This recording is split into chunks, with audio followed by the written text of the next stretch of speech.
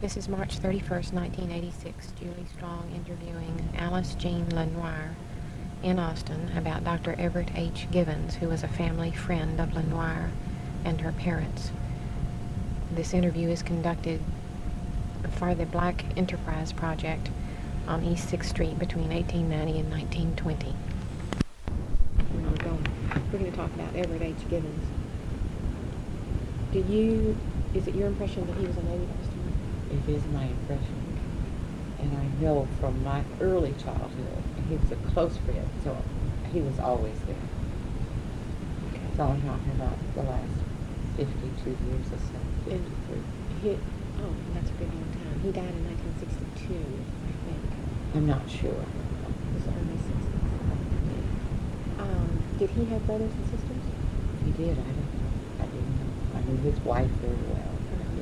You didn't know Julia Humboldt Givens or Morris Givens. They would have been long before your time. Do you have any idea what motivated him to go into dentistry? So when did you meet him? Let's get that. As early as my memory. So 1937, roughly. Oh, I went along before that. Yeah. I'd say 1935. Yeah, I can remember him at 3. He was a giant of a man, and I could climb all over him. You know. When you say a giant of a man, you mean a large man. Mm-hmm. And to a 3 or 4 year old child, that is, you know. But I think he was exceptionally tall. He must have been 6'4". Oh, really?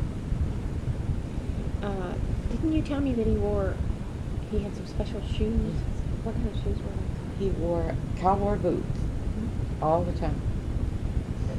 For dress wear, he had dressy cowboy boots. For summertime and sandals, he had cowboy boots, but they were sandals. But they were on the cowboy sole and heel. Always, for some reason, I don't know if it was a back problem or what, he wore that heel. So his feet were exposed. He had huge feet. And he would wear sandals that were shaped. That were on, all of his shoes were specially made. I never saw him just wear ordinary human shoes. Do you know who made his shoes? No. I wish I did. Because I know there was someone here, I'm sure, that made them. Well, on these sandals that he wore, how did they look like cowboy boots? They had the pointed toe. And I can remember they were very dark brown, almost a black brown. And the toe was enclosed, but there were cutouts, you know, open spaces, and perhaps a T-strap that fit around here. And I think it did have a heel, enclosed heel with this T-strap. They were open in here, but then it had the high heel. So the T-strap went down between the first and second toe? No, No, it strapped the across. The toe was all leather. Okay. The front of it, it pointed like a cowboy boot. Maybe not. It, you know how a cowboy boot can kind of come up? Wasn't like that, but it was closed in, and then this part would be open with this T-strap. The middle section. And this strap that came around here. I think the heel was closed in, but it was open. And then did it have the tall heel? leg? No, it didn't go up. So it was just the shoe part, the foot part was shaped like a boot, and had the built-up heel. Someone told me, or I read, that Buck Steiner made this boot. Could have. See, I can't remember right now. That could be. Someone made those, but see, I can't quote that. I didn't know that. What are your other impressions of him physically? He was handsome. He had, and I use the word bravado because that's what I think of him. I liked him. I loved it. He was Charlie Maroney, one of Charlie Maroney's very dear friends, and later became very close friends to my mother and stepfather. So he was always around. Were you all in the same church? Yes, we all went to the same church. And that was Wesley? Wesley Chapel. Wesley United Methodist.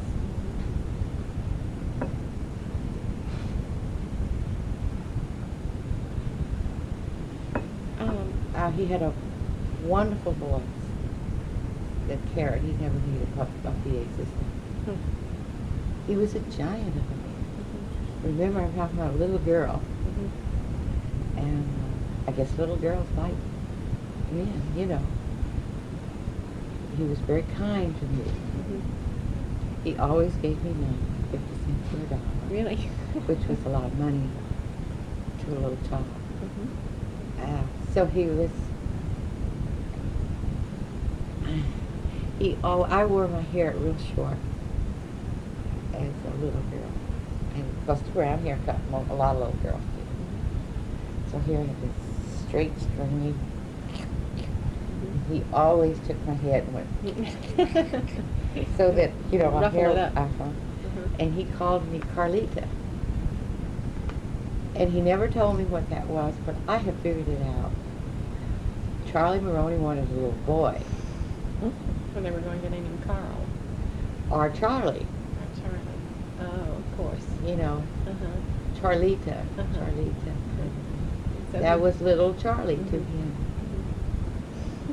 Cute.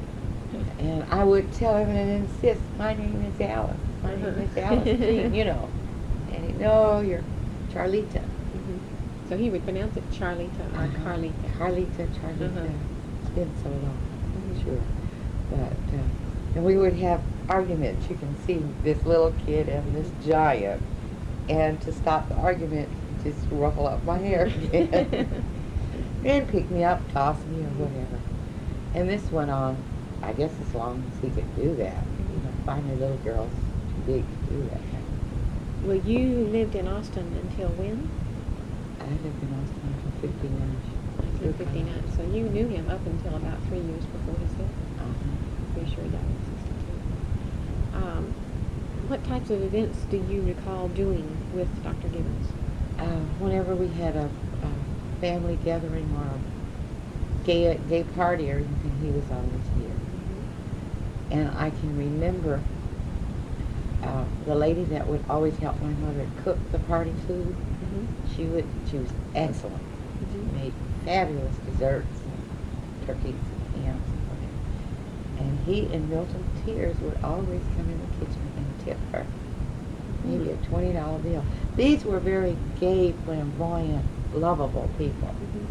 If they were having a good time, they just pulled out maybe $20 and gave to her. Her name was Miss Mary.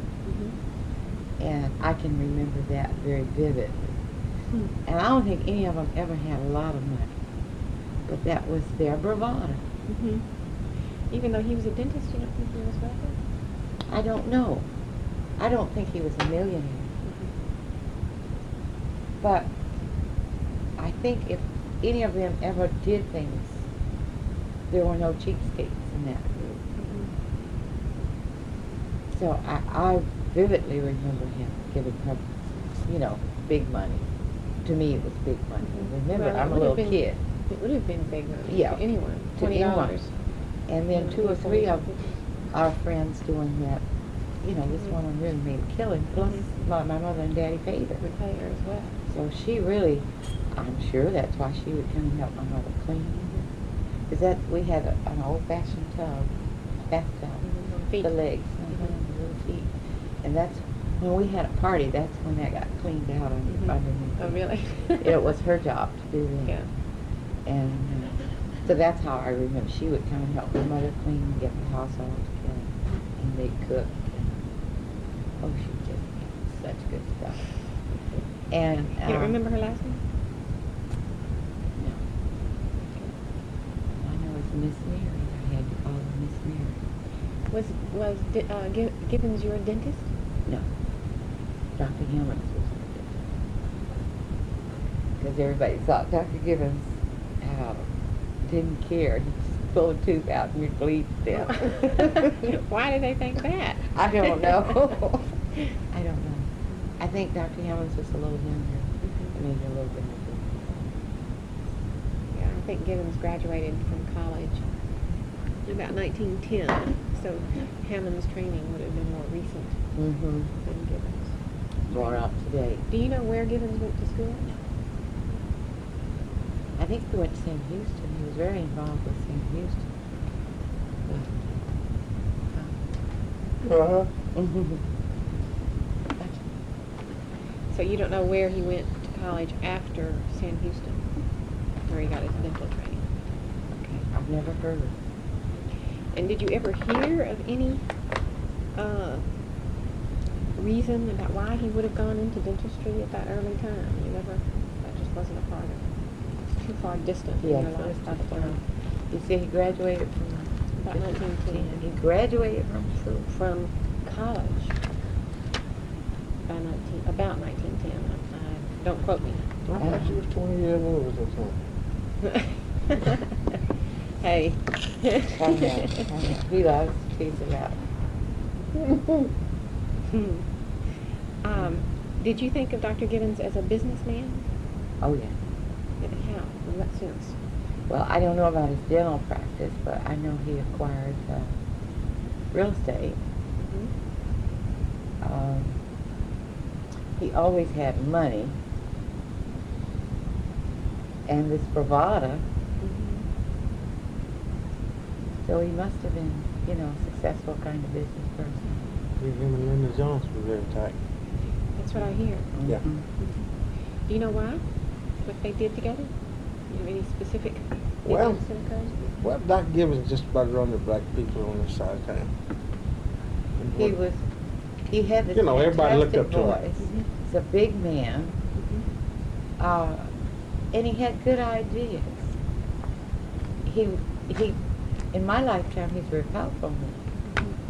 I want to get at his Politically? politics. I know he was powerful. He was very influential here in He was a Austin. What very did he close do? friend to Tom Miller, who was Mhm. mayor of the city. If he decided that you were worth supporting, he could he can get you the vote. get the votes for it. Mhm. And I guess there was a period where the black people couldn't even vote, Yeah, but see, but it was support. Doc was the kind of fellow, you wasn't too poor, you wasn't too rich, you could come to his house. Really? Yeah. So he didn't condescend to anyone. Oh, He no. was absolutely. That's why I met Linda Johnson at his house back at the game room. At Gibbons' house? Yeah. When? Oh, don't ask me them dates and things, but That would have been in the late 50s through the 60s, because they didn't move in that see, house. Gibbons just come in, sat around, and drank with the boys, and mess with the boys, and well, he did a lot of gambling and stuff, you know. No one was a stranger to it. Mm-hmm. Yeah, 'cause every time London moved up, we all had to sign a telegram Doc was sending. Mm-hmm. Uh-huh. Yeah. Showing that East Austin supported Yeah. what he was Yeah. doing. Well, do you know how Gibbons and Johnson met?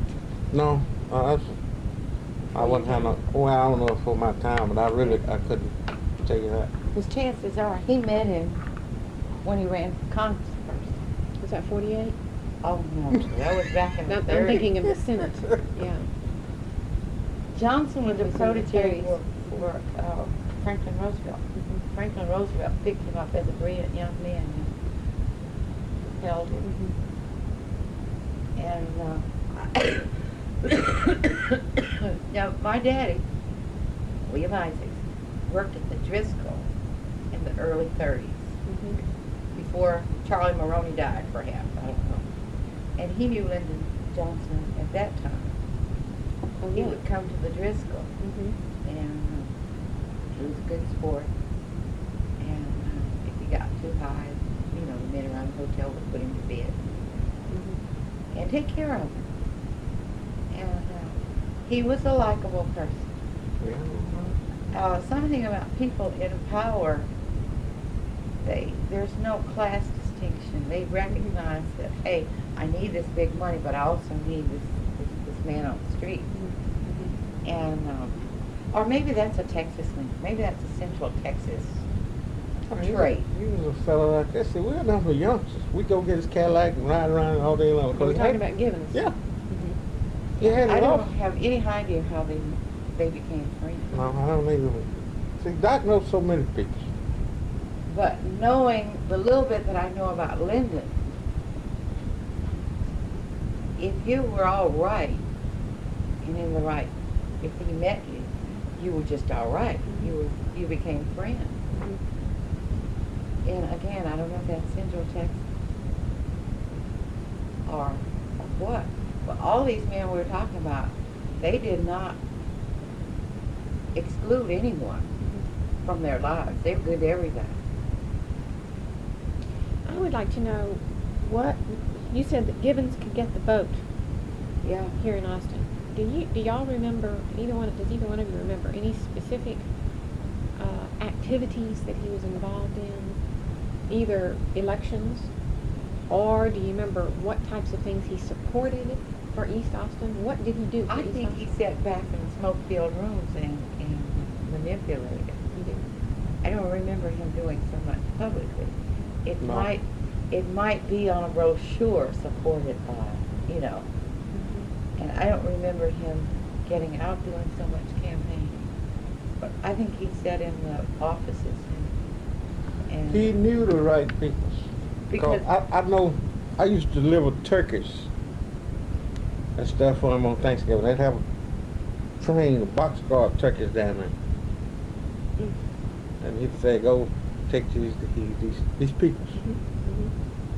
And he never go there, but he knew the right people to contact. He knew the people to contact to support this particular individual, whoever he was for.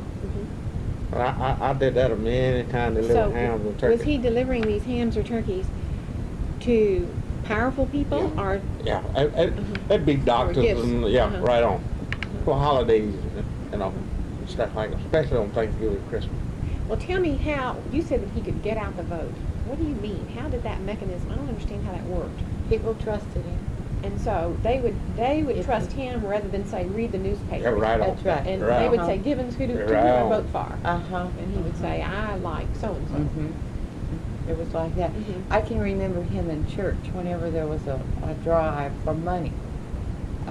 He did more than the minister did. He'd get up in front of the congregation and politics. Okay, So he'd put the finger on that's people right. specifically. Whereas the minister wouldn't do that.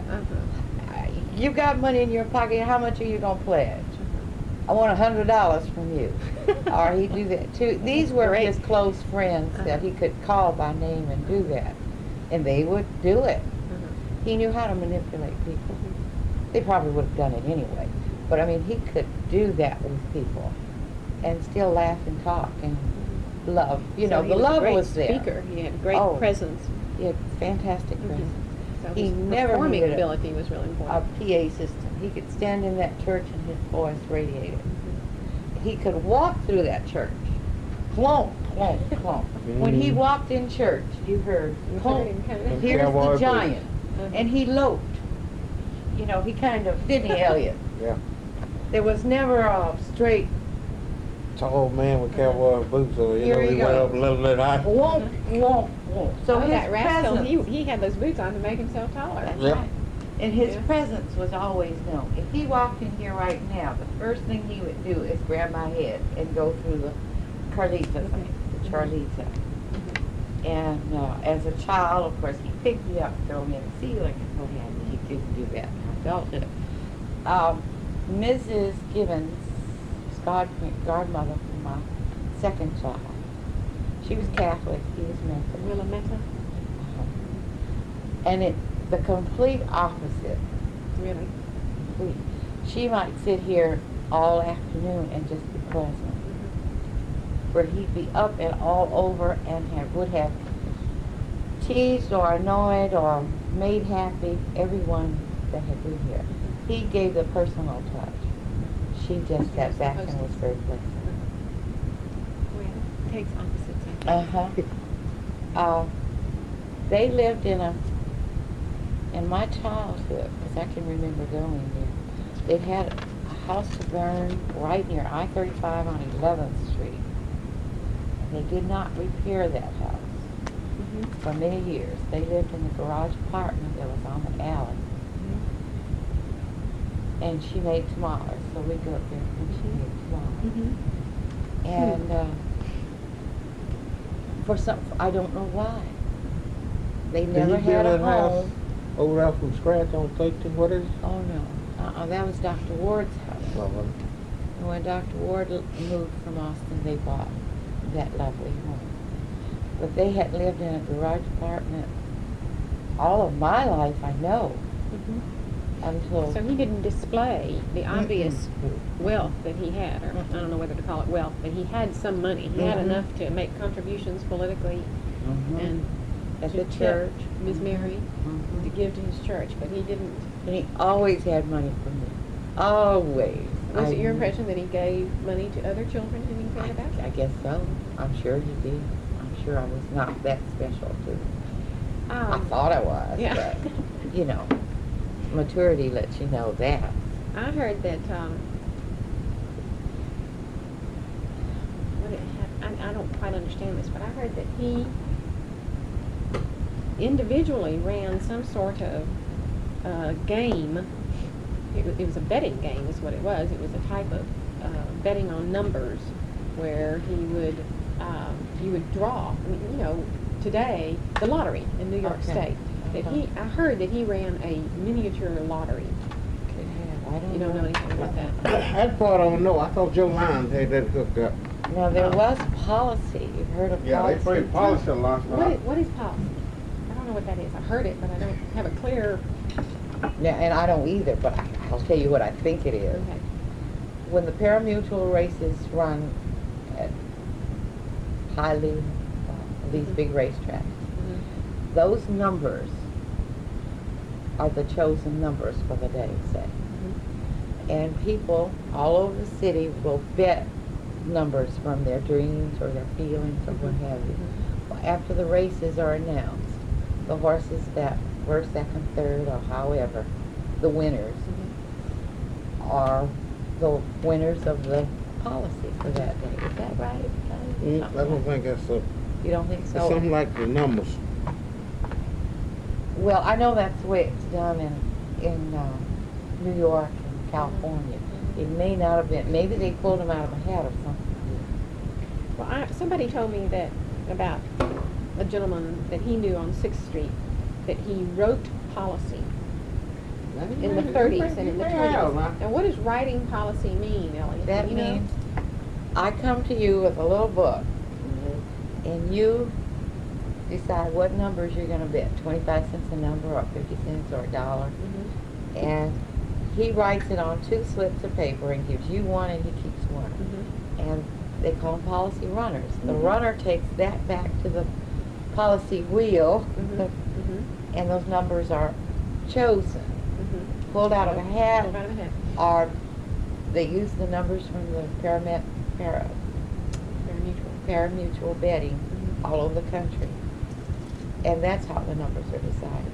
If your number is chosen, then you win. Cash. You win cash money. But I never knew that I think he played policy on a daily basis. You didn't hear that he ran he a ran. policy machine himself, or a Joe policy Lyons. wheel. Joe Lyons did? Joe Lyons did. So when was this event? In my childhood. 1930s, at least, possibly earlier. Joe Lyons was drafted in the Second World War, and I guess his wife and one of his buddies named Blue Eye ran the policy wheel while Joe was in service. Oh, really? And after Joe came back, if it was functioning, I don't know. I never heard of it. Well, is it your impression that Mr. Lyons, he was the one who put up all the money, so he was the one who was most at risk, and also was the one who profited That's right. most of all. So he I was really running it think- individually himself. And this is just between us. I really think Colonel Lyons was the money person. Colonel Lyons was L.D. Lyons that had the Carrington grocery store. before. Oh, Oh. Colonel Lyons is L.D. Lyons, That's right. Uh-huh. And he is the father of the woman. No, I'm confused. I'm thinking of Carrington. Yeah, Carrington. Carrington's daughter married Colonel Colonel L.D. Lyons. Lyons. That's right. Is there another Lyons? That's all And the Lyons. his children. Oh, yeah, That was from the Carrington Lyons marriage. right. Joe was their son. And I think Joe ran the policy. Oh, But I think it was Colonel Lyons' manipulation. I see. But Colonel was kind of like Dr. Gibbons, and I can remember Colonel Lyons. Again, Wesley. He was a powerful manipulator in the community, so he could not afford to have been caught running a policy. It was illegal? Yeah, it was Betting illegal. was illegal. Mm-hmm. Still is Mm-hmm. in this state. Mm-hmm. Okay. But he could, so Joe his son took the responsibility. If there had ever been any arrest or anything, Joe would have gone to jail, not Colonel Lyons. Mm-hmm. But Joe also profited. Mm-hmm. He lived very, very well. They all did. That whole group of people lived very well. They knew how to take a little money, and everybody thought all these people were rich. They were not rich. They were clean. They wore nice clothes. They ate well. He about being rich. I thought Joe Lyons had more money than he had really died. Well, he could have lost it later on. But when he died, he didn't have that much money. That's really why he committed suicide. She got caught shoplifting. But I don't think it was because she needed it, because she stole such Small little deal. things. I was just going by what they told me because I A wasn't can living. of pepper. She was sick. So it was Obviously. a more of a But they disease. had lived very well, and they had lost Oh, yeah. everything. So, you know, the illness kind of thing, she had it all turned around. She did go on with it. After his death. No, before he had. Before. I think they had a lot of problems in their marriage. Well, But I don't know of Dr. Gibbons being involved in You know policy. that. Yeah. I'm sure he bet on it. He was a betting man. He and my dad, all of these men played poker together, not necessarily on a regular basis. They may go 3 months and play 3 nights a week. Then they might not play for 6 or 8 months. Oh, that's the way my daddy would do it. well, now Colonel Lyons was older than Gibbons, wasn't he? Mhm. Well, is it y'all's impression that Colonel Lyons held the same position in the community That's right. prior to Gibbons? And along as a cooperative. And simultaneously. And simultaneously as in my youth. Was it your impression that Lyons viewed Gibbons as a protege? Perhaps. I was too young. Yeah. Too. I'm trying to figure out where Gibbons got his political It could have been from Colonel Lyons. acuteness and, you know, where he got his interest. He was clearly more than just a dentist, although being a dentist is big enough in my view. Yeah. Mhm. But he was Yeah, clear. back at that time, so that was a big man. If he was a doctor, a lawyer, school teacher, a nurse, some big wheels. That's right. That automatically Yeah, that placed you automatic, in a right position on. That of automatically authority. separates you from everybody else. And then with this bravado personality, Automatically propelled into a public situation. Colonel Lyons was, do you remember Colonel I Lyons? don't remember Colonel. He was a short man, Mhm.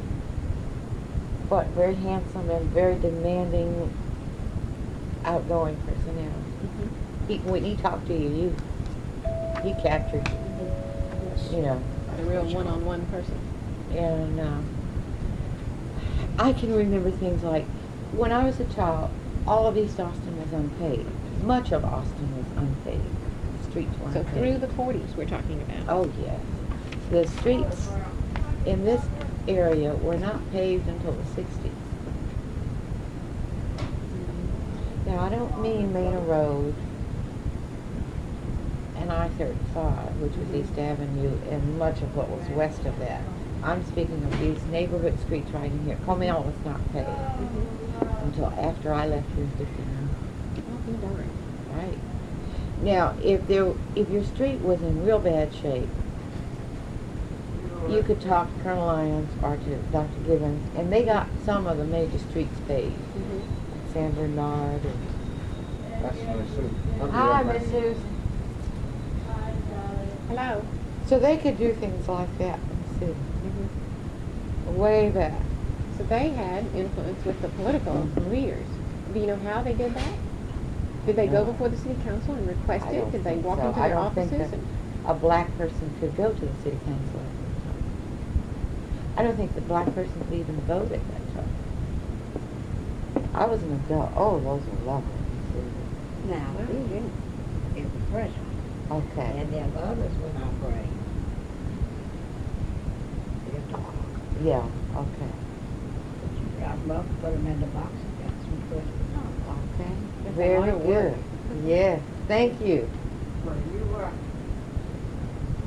So, see, before that poll tax law went through, see, Texas was one of those states that had poll tax.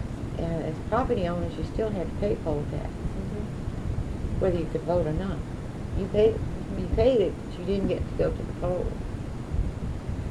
And I think that was like through 48 or so that black people could not vote. Well, I know that in April of 1944, the Supreme Court handed down a decision that allowed blacks to vote in the primaries. Uh-huh. And that was a major Yeah, gain. And I But can you're remember saying that. the poll tax lasted longer than that. It did. Because I remember my mother would you had to declare your age on there. It had a big spot for age. And she always wrote 21 plus. She didn't want anybody more age. And Dr. Givens, I know, was very instrumental in the poll tax drives. Oh, he was. In getting And him even eliminated. in my young adulthood in college, while I was in college, we all got out and took people to pay their poll tax. So that they would be in a position to vote. Mm-hmm. Mhm. There were what you call poll tax rallies and drives Uh-huh. to encourage, and he was very instrumental in all of that. And probably was instrumental on state level. So he and was the lobbying. Let me make sure I understand you. He was instrumental not only in getting people out to vote and getting them to pay those poll taxes, but did you say that he was also instrumental in the fight against the poll tax law? I'm sure he was, because that was very discriminatory. Because it had a literacy connection to it and a lot of things. I guess it was depending on the county, how far they went with the literacy. So Givens was responsible for East Austin street improvements up through the 50s. I'm sure. But you don't know how the exact process was that he used, that he facilitated this. I have a feeling he was in the offices and Was Givens accepted by yes. the white Oh, leaders? yes. Yes. Did they socialize? Yes, they socialized. So it wasn't a backdoor type. Mm-mm. Oh no, he was not the kind Yeah. that could have subjected himself to a back door. Yeah. Here is, and here's this giant, clumsy, impressive. No, I'm sure no politician would ever have dared. They may have it when he was a young man. Because he would have, with his bravado, he would have come back and said, this is a prejudiced bastard, He would have called it just like it was. He could not have supported anybody that disrespected his dignity. Alice, I want to read to you something that either appeared in his obituary. I'm trying to get at specifics of his career. Everyone says, he was so influential and instrumental in Austin, but I'm having trouble. I want specific issues. This comes out of J.M. Brewer's An Historical Outline of the Negro in Travis County, published 1940.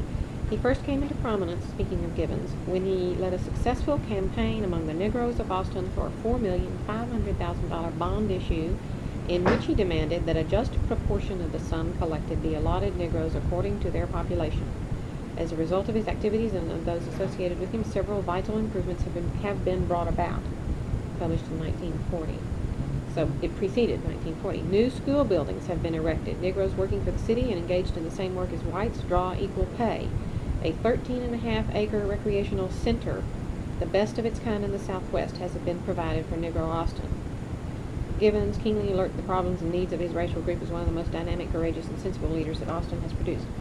What schools? What 13.5-acre recreational center? Do you even remember this $4.5 million? It would have been before you. Okay. What I'm driving at is I want to know exactly some things that he did, because what I get is generalities by reading his obituary. And I don't know if that means that he passed out gum to the children in the street, or if I know that he was influential with councilman and the mayor. I want to know what it was, and that's what I'm having trouble getting into. That was written in 1940. that's too early for you. I was, what, 8 years old? Mhm. You know, you just don't know. Okay. Do you remember any other specifics, any other business activities? You said that he dealt in real estate, and we know he was a dentist. Do you know of any other businesses, business activities that he was involved in? I think in later years when he removed his practice from 6th Street to Chicon and 12th Street area, he owned the property that he moved into. And I think on one end of the building there was a nightclub. But I don't think he ever ran it. I think he Leased it or something. Yeah, he just leased it. So he retained his professional life throughout his career, and As he far as I maintained his know. practice. Throughout his lifetime.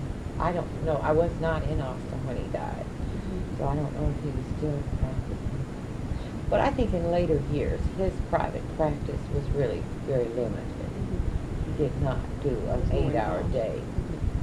He was out in the streets having a good time and hello there and chit-chatting and what have you. He was not a dependable dentist, to my knowledge.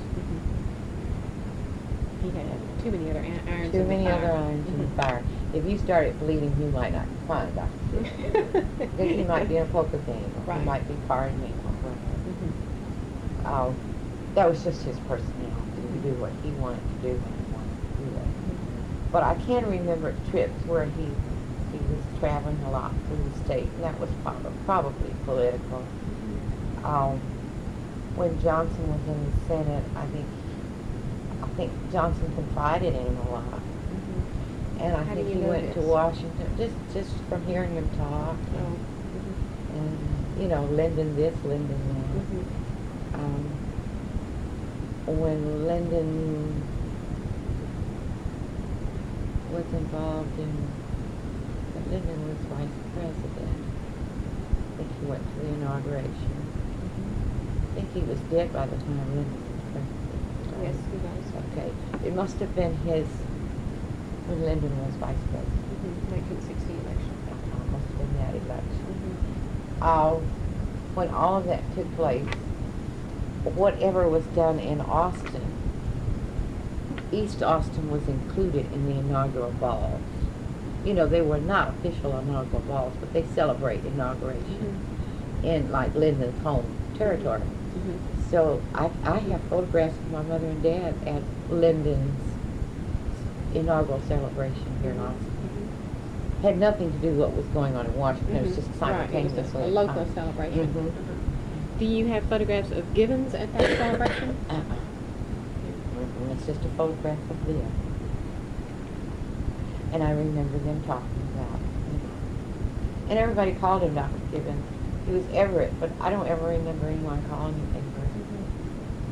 So his familiar name to everybody in the community was Dr. Gibbons. Either Dr. Gibbons or just Gibbons. Just Gibbons. Elliot was calling him the Doc. Is that? I'm sure it was. I don't remember my parents calling him Doc because they were peers more. Right. But now he was Dr. Gibbons to me. I never called him anything but Dr. Gibbons. Okay. And they were all in the same club. What club was that? The women's club was the Zophane. The Bridge Club.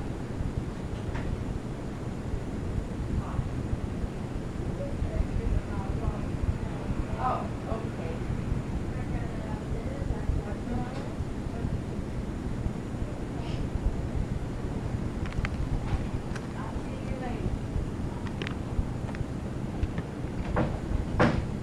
What was the name of the Women's Bridge Club? Zophane. I guess it was Zophang. Zophane with an S. Okay. Apostrophe S or just S? Maybe it was apostrophe. I don't ever remember seeing it written. Was there a men's club? No. So men and women belonged to that bridge club? No, No, that was just the women. women. Okay. But when they had, like if my mother had the women over, maybe at 6 o'clock, 4 o'clock, to play bridge, all the men came later. After the bridge was all over, and they just parted until late evening, Mhm. you know, the middle of the morning or whatever. And they had, they always had a New Year's party, a New Year's Eve party, I guess it was. And all the men and women went to it together. And their children. Now, who would have been at these New Year's Eve parties? Okay. This would include the Givens. Yes, this would include, well, let's start with my parents, Laura and William Isaac, Dr. and Mrs. Gibbons, Dr. and Mrs. Mitchell,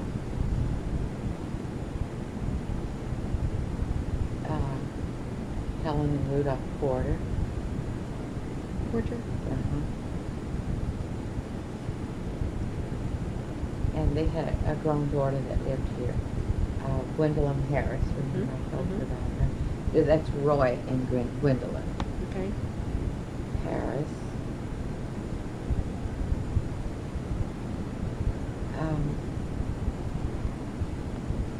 George and Helen Mapson. Mabson. She's the lady who's still alive. Right. That would know all these people much better than I do, because I don't know how well I know. She's in her 90s family.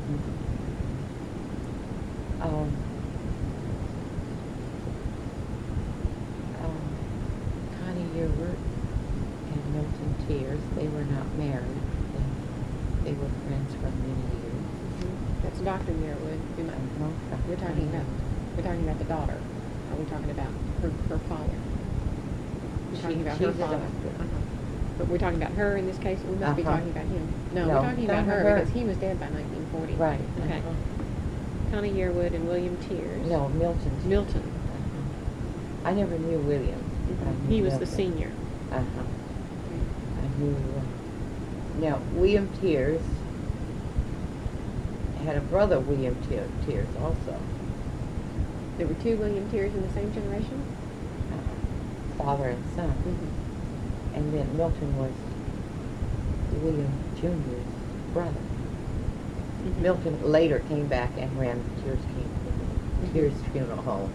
And then in later years it became King Tears. But Milton ran it. See, I never knew William Tears. The father or son. I knew Milton Tears. Okay, and Milton is a sibling Of William. of William Jr. Okay, So we're dealing with two generations of Tears. Okay, still in that same group would have been Métis and Mr. Brewer. I can't think of his first name. Métis Métis. and John H. Brewer, isn't it? Yeah, J.H. Brewer. He was the barber. No, he was the writer that Oh, you quoted, okay. quoted from. Yes. He's the folklorist. Right.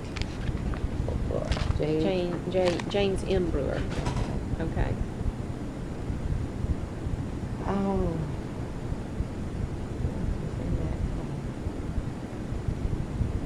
That's about all. Okay. Oh, Percy and Joe Lyons.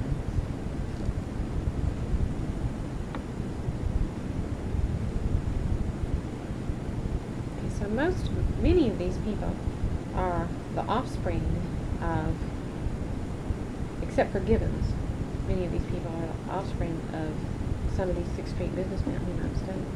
Are they? Percy and Joe Lyons. Yeah. Joe is the son of Colonel Lyons. Connie Yearwood is the daughter of Dr. Yearwood, who actually is not part of my study because he didn't get to the street until 1926.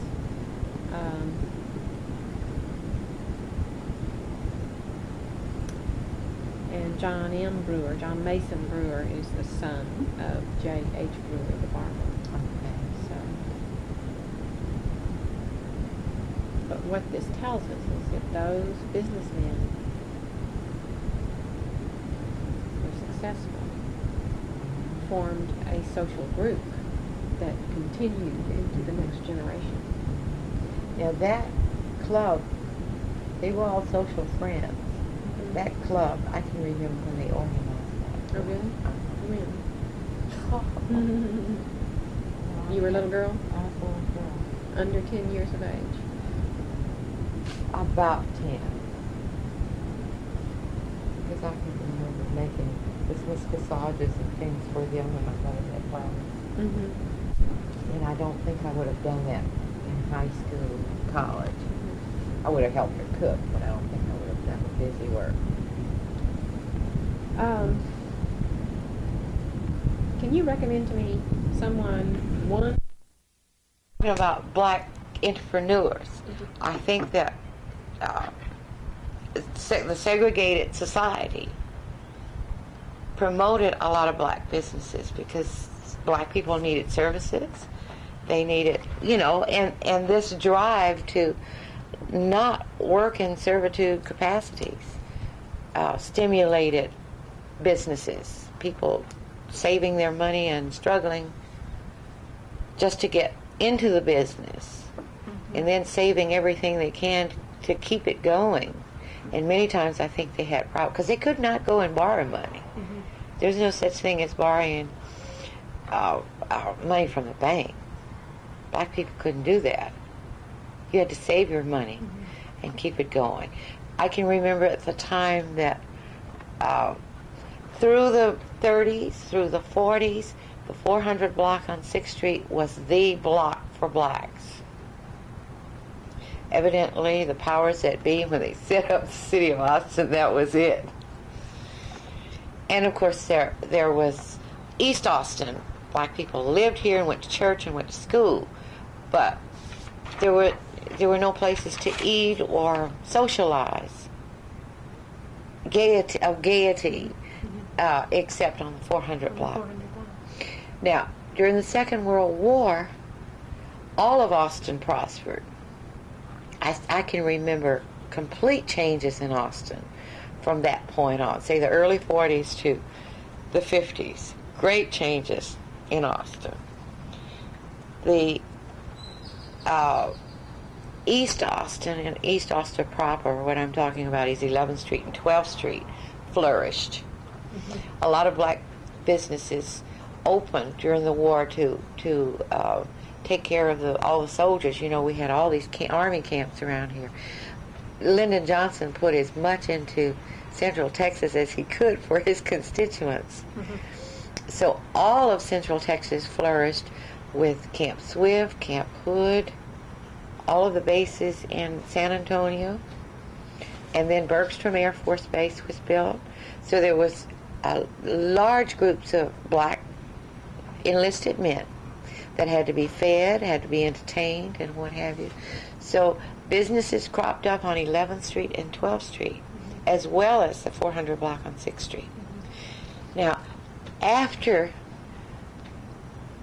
the Second World War, in the late 40s and early 50s, all of the black people left 6th Street, except the winos and the regulars that worked downtown. And all of the nightlife was on 11th Street and on 12th Street. You know where I'm talking about, 12th and Chicago? And 11th Street,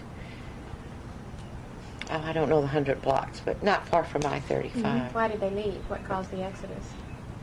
Because they lived here. They didn't have to go all the way downtown. Here were places that So it was just were closer. proximity. Proximity. If you live, say if you lived in McKinley Heights, East Austin was growing as well as the rest of the city. So it pulled the center. It the pulled central the business center, district that's right. for the black culture Uh-huh. down into the 12th and 11th Street. The theater was there. Anyway, at that point, I can remember my parents borrowing money, and not from the banks, because you still couldn't do a lot of borrowing from banks. But there was a man here, and I think he must have been involved. Oh, I shouldn't say this, that would be liable. But his name was, don't use his name. His name was Eddie Schatz. He owned all of the jukeboxes all over Austin, not just in the black community, but all over. And this really shouldn't be on the tape. We won't quote you. Okay. Please don't quote me. But as I reflect on him, he must have been from the mafia. Really? He wore gorgeous clothes, the big hats, and olive complected. Very quiet. But he liked my parents, and if they had collateral, He would lend the money. he would lend the money. And that's how they kept their business open 2 or 3 years. In the 40s? In Late the 40s? late 40s. It may have been right at 1950. What I was in happening college. that caused them They not just to be didn't able to have the make it? business. There was They a were down recession. on the 400 block, and That's everybody right. was moving east. And there was a recession. The entire country was suffering. There was no money at all. Jobs were hard to find. All of the veterans got veterans preference. It was a very difficult period in this country. And I was becoming a young adult at that point, and I remember how tight things were. My first job as a college graduate with a graduate degree, I still only earned $240. That was tops. Was that here in Austin? Here in Austin and in Galveston. I worked in Galveston for about a year, a few months, whatever. But money was just tight. And I remember Mother would squeeze back money to pay taxes for everything.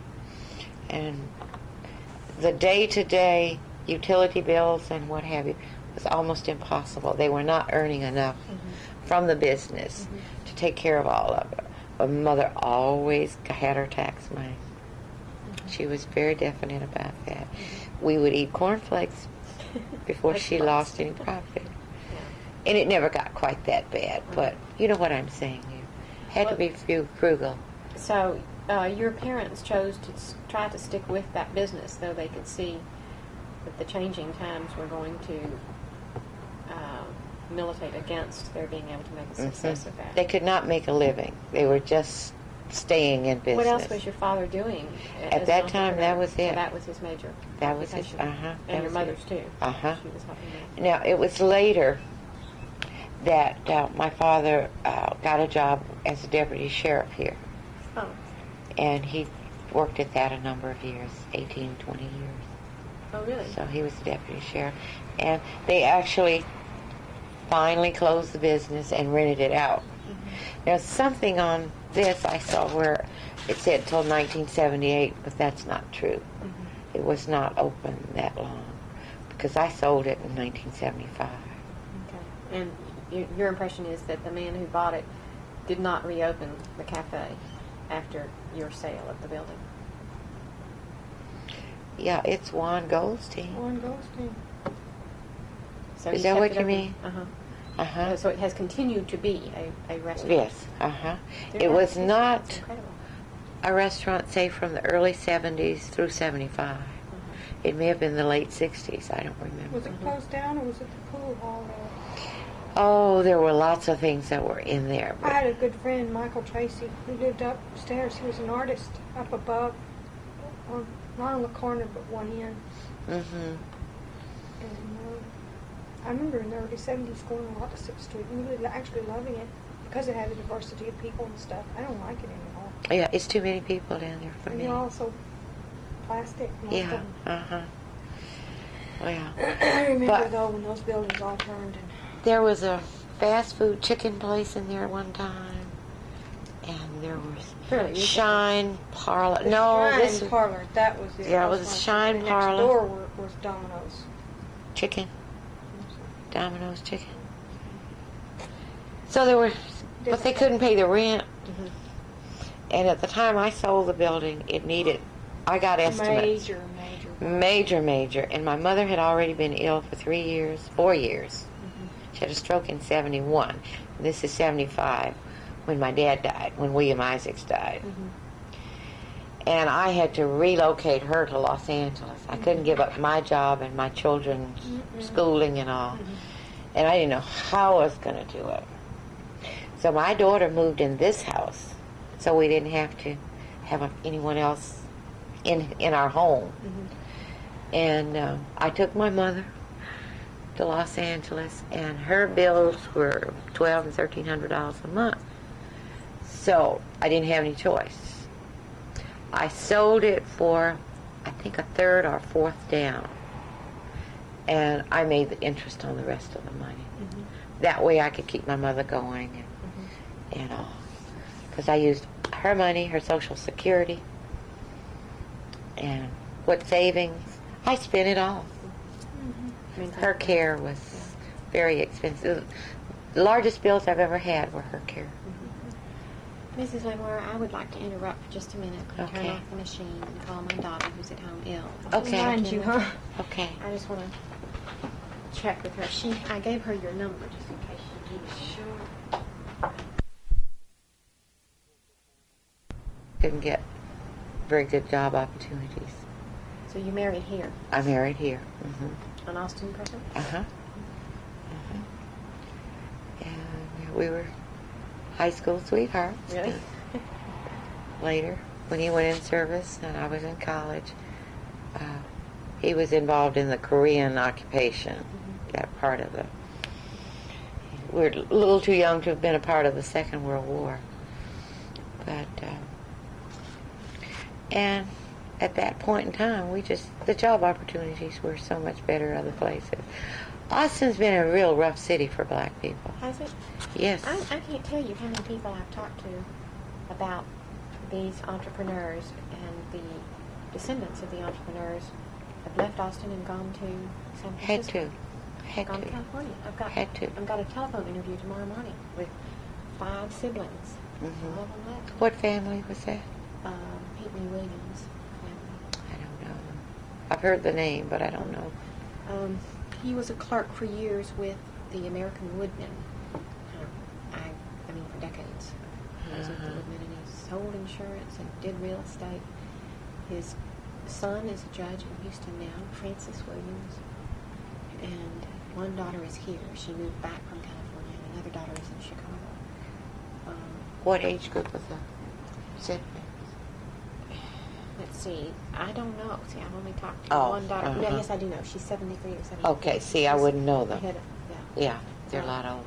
But this other family, I don't know what their age group is either, but they're all the Joyce, B.L. Joyce. Oh, yes, now I knew them, but I was a little girl and they were gorgeous, beautiful, tall Grown-up women. people. They must have been in college when I was still little. Well, I have an appointment tomorrow morning with Gladys McKinney, who is one of B.L. Joyce's daughters, the one who came back and packed him up. Okay. He died when he was 96. Yeah, he was fantastic. He was? Uh-huh. He was still working when I was at Anderson. So I I'd like have to talk to vague you sometime memory. about him. Yes, I Because have he's another wonderful one of our memories. entrepreneurs. Mm-hmm. He's sort of entrepreneur slash educator slash Musician. musician. Mm-hmm. But He was a first- fantastic tailor. Fantastic. Why do you say that? Why Because was he so good? What His did he do? clothes were impeccable. They were? He made all of his clothes, and he made clothes for my dad and my aunt. Do you have any of those clothes? No. I'm trying to find the garment that Mr. Joyce made. It's tough. I don't know anyone that would. I'll check on something for you. I have a relative in Dallas that was a mascot for the band when he was just a little tot. And Mr. Joyce made him gorgeous outfits. His mother may have saved some of those because they were so... Wouldn't that be good? And everyone knew him as Little Tucker. Little Tommy, Little Tucker. As I recall. But anyway. I'll call you back about that. I I'll want to call... talk to you some more. I want to talk about Okay. your memories of Joyce. Anna is anxious for me to come home, so I thought I'd ask you a few more questions Okay. about Charles Maroney, and then maybe we can talk some more. if Okay, that's sure. I want to go back to, Martha, am I interrupting something that No, you all were talking no. about? You said that Horace may have helped with money on the purchase of the restaurant. How sure are you of that? Not at all. That's just a That's guess. just a guess. Okay. How do you explain the fact that Charles and Rufus did this together? Why didn't Charles just do it alone? I have no way of knowing. Do you know of anyone else who, excuse me, Miss Simon, I know. do you know of, entrepreneurs typically had somebody helping them? They a did? mentor, a mentor, either who was outside of the family or a family member who gave them a lot of support, or a wife or a husband. There was help, and it was either advice or financial help or emotional support. It came in all sorts of forms, and I'm looking for that sort of relationship. I don't Charles know Maroney. if Charles had the money or if Rufus had it. I have a feeling that Charles had it because he was older. It may have been his mother's money. Yeah, see, there's obviously that Yeah. she was a family member who was supporting her son. I mean, she might have had to beat him over the head to make him do it, but she was providing the impetus there for Because him. I understand that she and Charlie took care of, 2 daughters, Alice, and 5 sons. That's 8 people. She and Charlie took care of them together. Raised them, got them into their education. I don't know how much older the girls were, but whatever. So everybody was dependent upon Charles. He was despite the fact that he was only the 3rd child. He wasn't actually the oldest. All of them. That's right. Those 2 sisters he was taking care of too. That's interesting. But I think he was the one that made sure the cows were milked and whatever. And I think she was that strong drive that says, come on, get up, it's time to do this or it's time to do that. I understand he was a very self-disciplined human being. Oh, really? What anecdotes do you remember, or do you remember any? I just remember my mother saying that, anything he said, she could always depend on it. He was very self-motivating. I just have a feeling at the point that she met him, and I'm basing that on those photographs at the time I was born, that his health was not good. And even then, that was her feeling, that he was just a marvelous man. Have you gotten the impression from stories that your mother told you that he pretty much single-handedly managed the cafe? Did he have, or did he take time off from the cafe and hire a manager to do the work? Oh no, I think he did. I don't think he did the hard work, I don't think he washed dishes, and but I think he did all of his managing, all of his bill paying, all of his,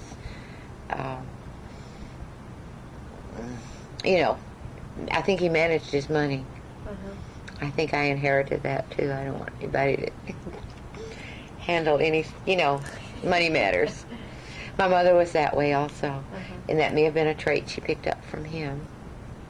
But she had that strong business Oh, orientation yes. to her own family, so it just, Yes. I mean, that's possibly one of the traits that attracted them to each other. So those types of things, I think, penetrate, and you, as a youngster, it doesn't matter what I think. Yeah, because I know I was trained, as soon as school was out, I had a job. This is 7 or 8 years old, as soon as I could read. And my job was to get the bills together, count the money, and go with her. She'd drive me, and I would do all of the getting out, running in, and paying all the bills, and I had to account for it to the penny. The change, you manage your money today. The change in one hand and the receipt in the other hand, and here I'd come back. So you were a participant in the cafe, too. That's right. When they closed at night, we came home, and that was my job, to count money. This is at the point in time I learned to read and write. And I can remember as, the business grew, and as I got older, just bags of money. And I'd have to make out deposit slips and all of that as a very young child. And that was to keep me busy and keep me involved. Yes, but it was they also were real smart They parents. were incorporating you into Yes. the family activity, and they were giving you wonderful training. I could never touch a bottle of beer. I could never hand even a close friend a bottle of beer down there. Because I had... Because you were a woman. Yes. And because I had all these other duties. Go do your job. And there was a little office, and I had to wrap money and get change back to them and this kind of thing. It was a matter of keeping an only child busy. This is fascinating to me because I think that sort of training within families is another characteristic of the classic entrepreneur-oriented family, and that's why I want to talk to Williams' descendants. And it's strange how... Now, I'm an only child.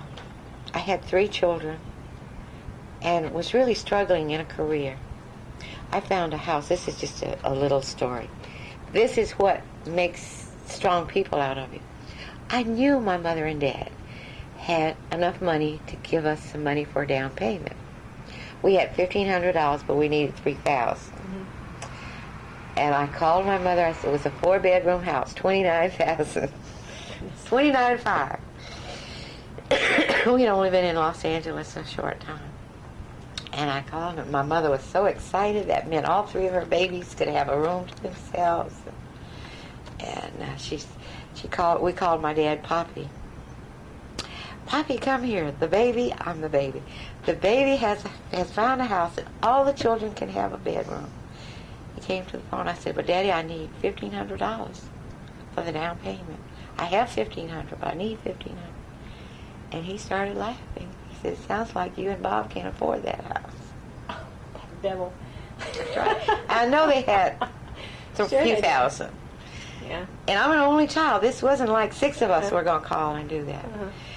Okay, later in life, I had saved $5,000. You know what I did with it? I bought an 8-unit apartment building. I didn't go buy a house. Still had not bought a home. Oh, really? Y'all didn't buy that house? We didn't buy it. We couldn't afford it. My marriage ended a few years later. And after the marriage, I managed to save more than I'd saved all during the marriage. And the first thing I did was bought an 8-unit apartment building. You know when I called my parents? After I closed the deal. Because that's the kind of person they made out of me. I wasn't going to ask them ever again. You know, and I don't mean that we were very close, but they never gave me money. I worked all the way through college, $85 a semester. Worked in the chemistry lab for my tuition, and I think they could have afforded it. I don't know, times were hard then. They didn't have the money.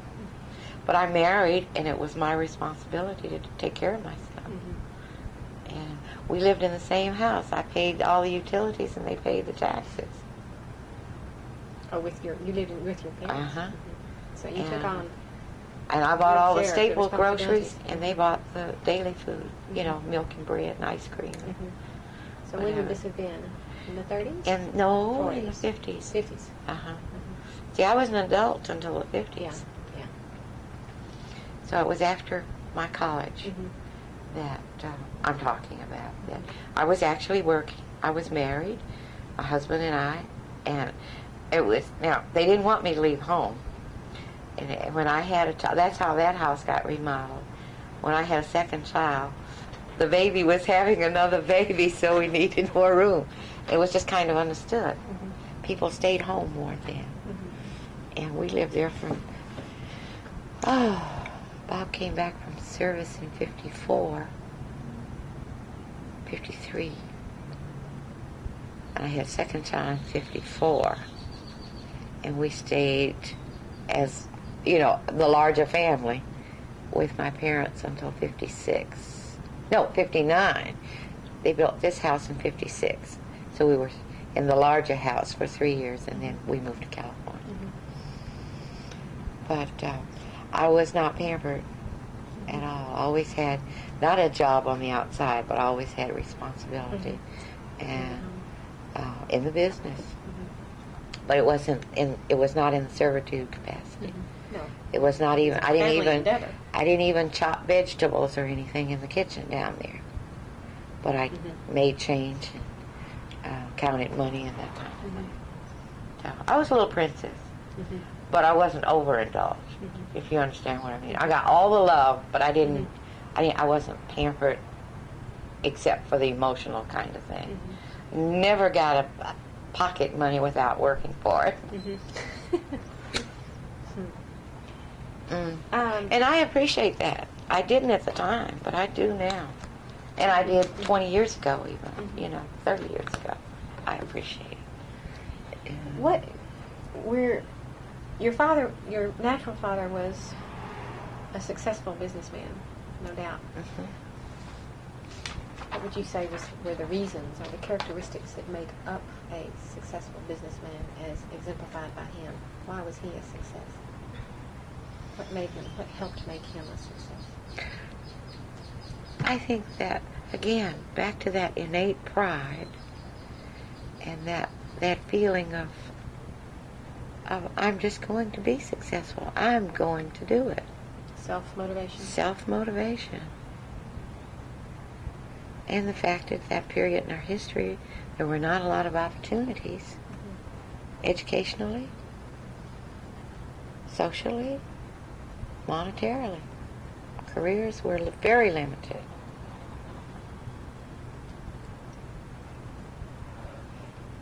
And I would say that would hold for black people in this part of the country up through the 60s.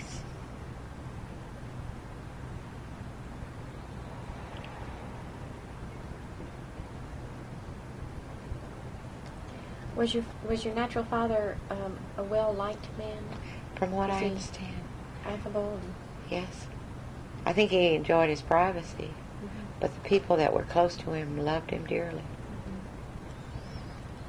was he a staunch community member in other ways? I mean, he clearly had respect for his business acumen. Was he a major church person? I don't or think so. Athletic in any way that would have brought him public recognition? I don't think so. So his major vehicle into society was his business acumen and the respect. I think he was involved in a black chamber of commerce or something like that. And I understand that he, was motivated to I think he helped form some charter organization. And I know in later years, in the 40s, I know William Isaacs was a part of starting up a chamber of commerce. And what organization do you think Charles Maroney helped charter? I think it was a chamber of commerce. And that would not have been for the city of Austin. That would have been like East Austin. But I don't think it caught on, and I don't think it was ongoing for many years. Because I can remember going to some of those meetings in the 40s as a little girl. And William Isaacs was involved in that. Was it the same organization or a new one? I think it was a new one. The same purpose. Same purpose. But the other one had to died kind of and, unify and serve and protect each other.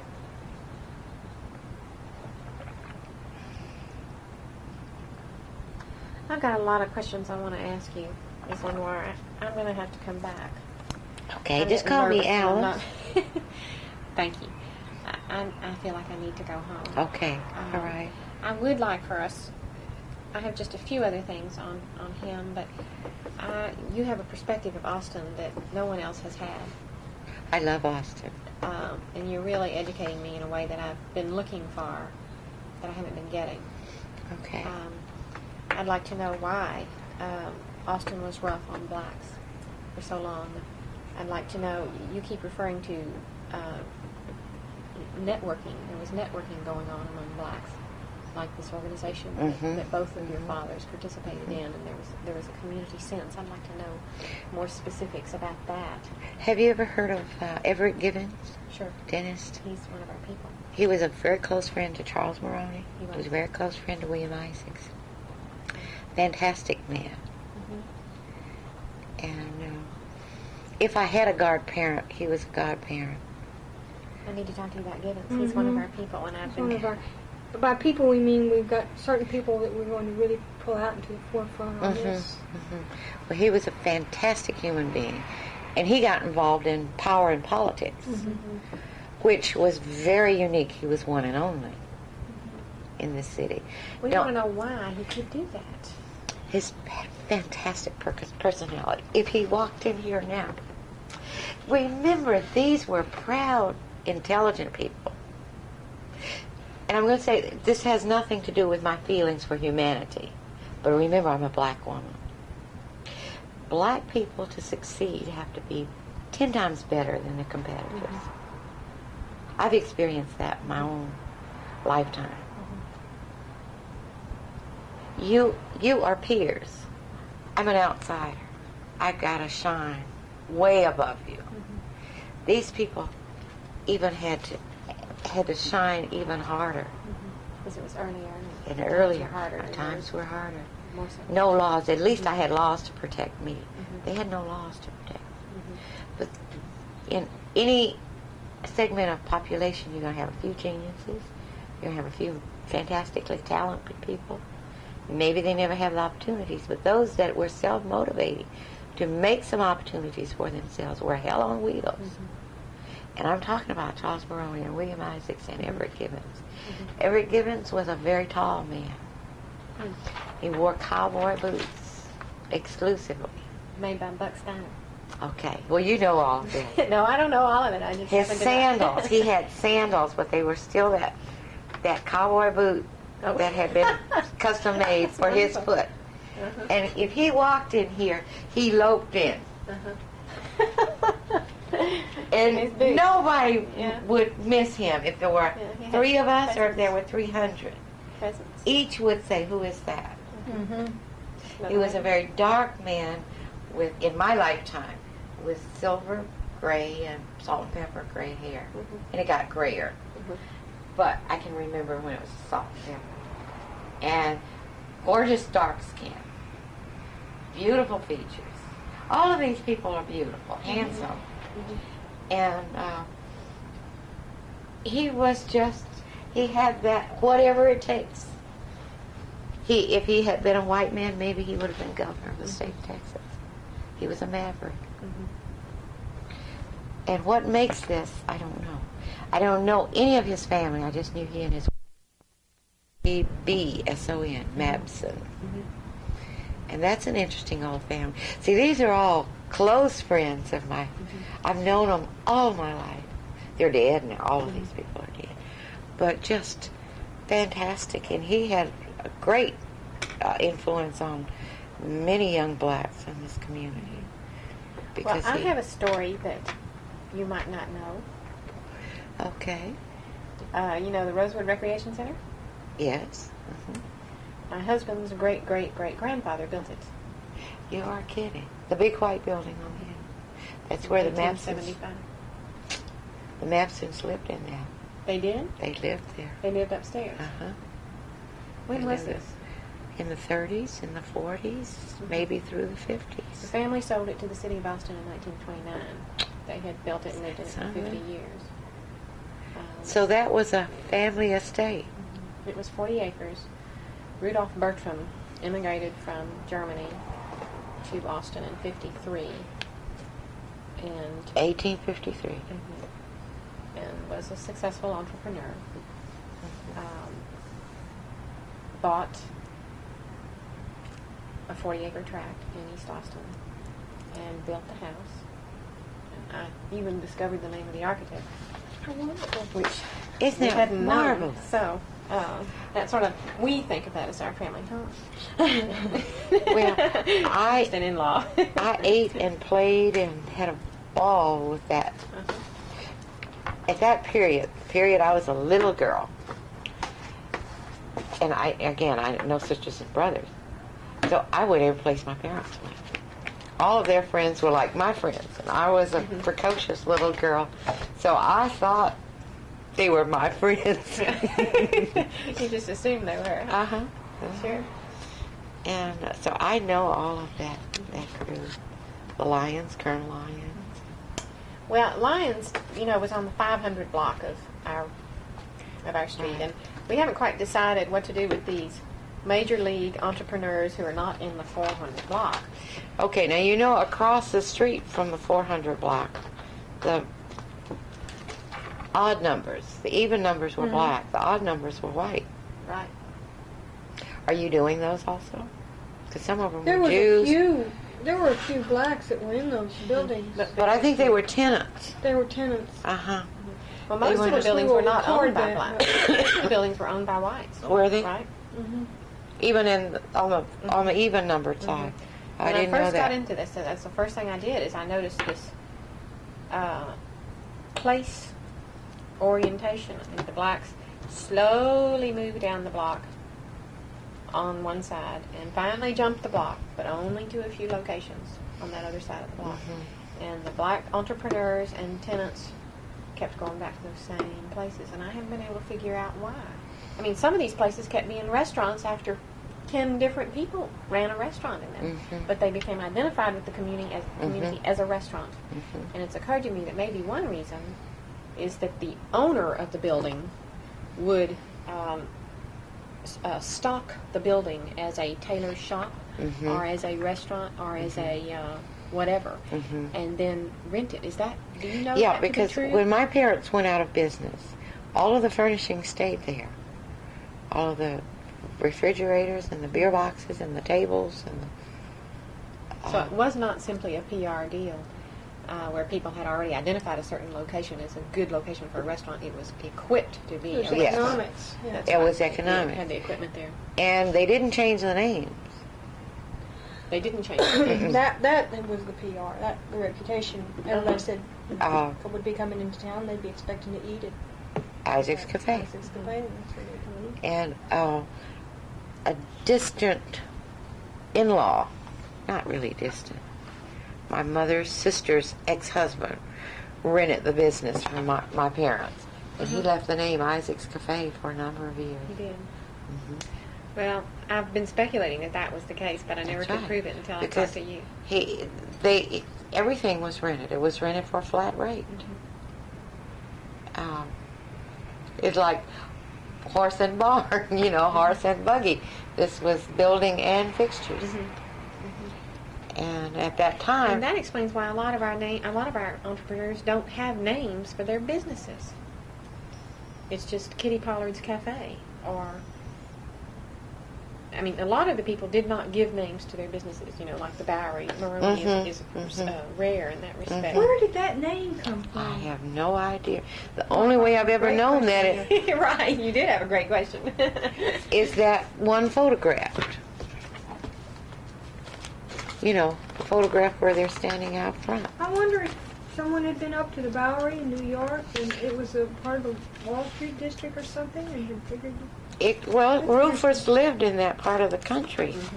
So Rufus could have done that. I don't even see it. Oh, this is you. Speculation. It's you and your mom. Uh-huh.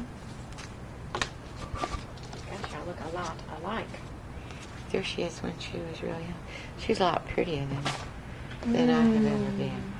She was really... He had a real I can't see the one that... exotic looking, real determined. There's a great family likeness that runs in your family. This one too. High cheekbones. and, Yeah. Like me, big jaws. Mhm, Big sturdy mhm, jaws. mhm. I don't have the high cheekbones. No, that's her mother. My mother's Look great. at that. And this is a later, in her older age, but that's... It was Indian, some Indian blood, Cherokee or something. Here's a young man, same, that's my mother's father. Your mother's father. Well, what I'm going to do, you see, is I'm going to come and look at all your photo collections, and identify exactly. It's like doing an inventory, so we'll know how to design the collection. How to design the exhibit. Now, Rufus may have been responsible for naming it the Bowery. He lived up in New York. Or maybe it was the Bowery before they bought it. That we could find out. We should do that. It Look could at the have city been. directory. I just don't. That's a I don't know. good idea. I should have looked for that. Wow. Okay, we're going to run. Okay. Thank you. I will replace your